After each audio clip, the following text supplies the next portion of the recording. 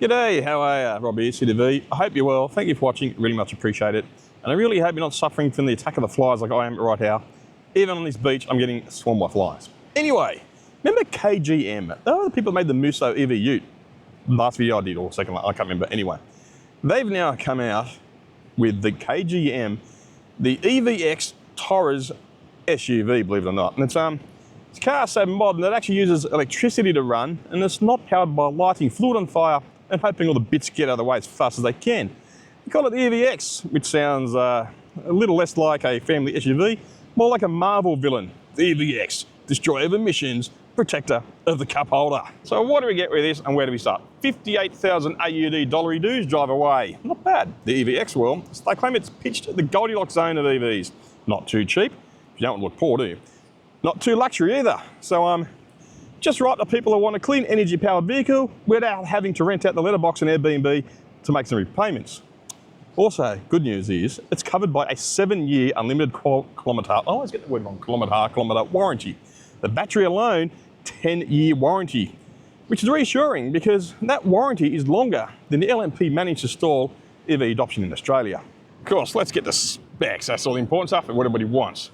Comes with an 80.6 kilowatt hour battery, lithium iron phosphate, nice, 152 kilowatt motor and pumping out 339 newton meters of Newton's best torque. So front wheel drive only at this stage. Comes in with a range of about 462 kilometers relative per range. So take around 10 to 15% off that and you know what you're going to get. Fast charging takes 10 to 80% in around about half an hour, not bad. So it's going to give you enough range to drive you from Melbourne to Adelaide, which is nice, because I think Adelaide is a far nicer place than Melbourne. So yeah. Energy consumption though is astonishingly 186.5 watt hours per kilometre, which is Tesla levels of efficiency, but in an SUV with helicopter aerodynamics, aka not known for being aero, or not known for being efficient. That's pretty amazing. I wonder how they've done that. Safety kit, of course. Safety kit's going to be sold in Australia. It's going to need it. 8 airbags, not bad. Lane keeping assist, autonomous emergency braking, and rear cross traffic collision assist. Yes, you heard correctly, rear cross traffic assist. So I'm sure the insurance companies will love something that assists you in having an accident when reversing over the car park. You might want to recall it to maybe say something like, you know, rear cross traffic avoidance system or something. I don't know, just putting it out there. Then the rest of it though, you know, the usual acronyms that you're going to find in a government report and a safety spec sheet for an EV or any car really. So design features, of course. Well, KGM calls it powered by toughness, which is marketing speak for, it looks like an SUV, but shinier. Inside it, you're going to get all the usual seats, and seats in the back, and probably a floor at least. You might want them. Dual 31.2 centimetre screens, 12.3 inches, if you still measure things like a medieval carpenter. Heated seats with fart dispensers, or ventilated for the less toilet humour inclined people amongst you all. Apple CarPlay, Auto Androids, which is pretty much standard in every car these days. Powered sunroof, nice. Powered tailgate, even better. Because lifting that is for, you know, non-SUV driving peasants these days, isn't it? Ambient lighting, level look trim, and rain sensing wipers, yeah, pretty much standard fare. And enough beeps to remind you that you're probably a terrible driver. So this EVX, what does this feature? It features smart frequency dampening suspension, which sounds like something invented by NASA, but really just means makes potholes feel like less of craters, more like pot lumps. The noise insulation has been beefed up too.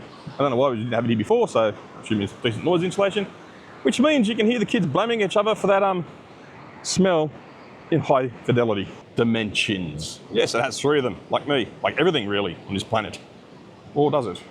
I don't know. Anyway, 4.7 metres long, 1.9 metres wide, 1.7 metres tall, and ground clearance, yes, it's off the ground, funnily enough too.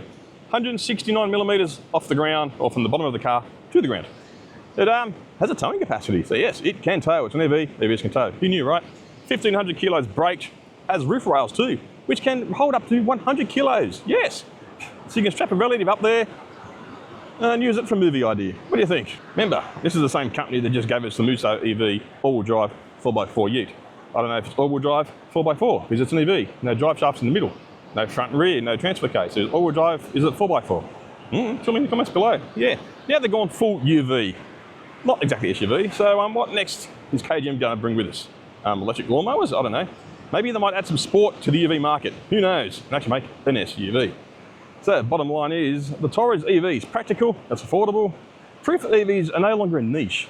It's the S, the UV for people who want clean energy, heated seats, convenience of recharging your home, or out curbside without gassing the kids with the exhaust pipe every time you drop them off at school every morning. So it's not the Tesla killer. Then again, it's not trying to be. It's just a family UV, happens to be electric. Check them out. I think you might see a few on our roads. So if you got this far, thank you for watching. Take care of yourselves, and I'll see you all in the next video. Goodbye.